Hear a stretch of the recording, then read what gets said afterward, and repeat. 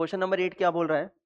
On a particle place at origin a variable force, तो particle एक जो है ओरिजिन पर रखा हुआ है, उसके ऊपर एक वेरिएबल फोर्स एक्ट कर रहा है, और फोर्स की वैल्यू हमें दी गई है F is equal to minus a x, where a is a positive constant. ठीक है, if Q at zero is equal to zero, potential energy zero पर कितनी दी गई है? जीरो।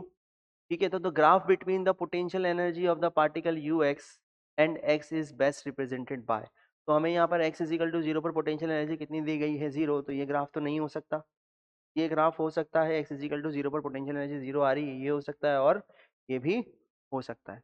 चलिए, तो अब हम लोग क्या करते हैं, ग्राफ बनाने की, ग्राफ के लिए इक्वेशन निकालने की कोशिश करते हैं।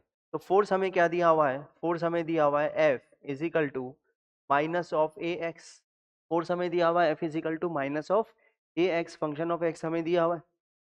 हम जानते हैं कि पोटेंशियल एनर्जी क्या होती है, F इज इक्वल टू होता है minus of d U divided by d x.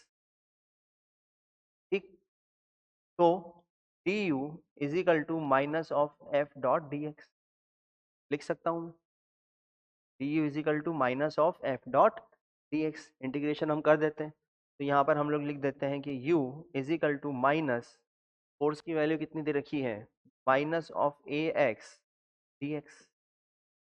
ठीक, माइनस को बाहर ले आते हैं, तो u इज इक्वल टू हो जाएगा integration of a x d x. काम करते हैं, माइनस को तो हम बाहर लिया, a को भी बाहर ले आते हैं, तो हो जाएगा a, because a is constant, a ये हो जाएगा x डी एक्स। ठीक, ये वैल्यू आ गई, तो हम लिख सकते हैं u is equal to a x square divided by two, U a divided by two x square. तो इस इक्वेशन के अकॉर्डिंग, इस इक्वेशन के अकॉर्डिंग हमारे पास क्या होगा? पोटेंशियल एनर्जी का जो ग्राफ होगा वो ये वाला होगा।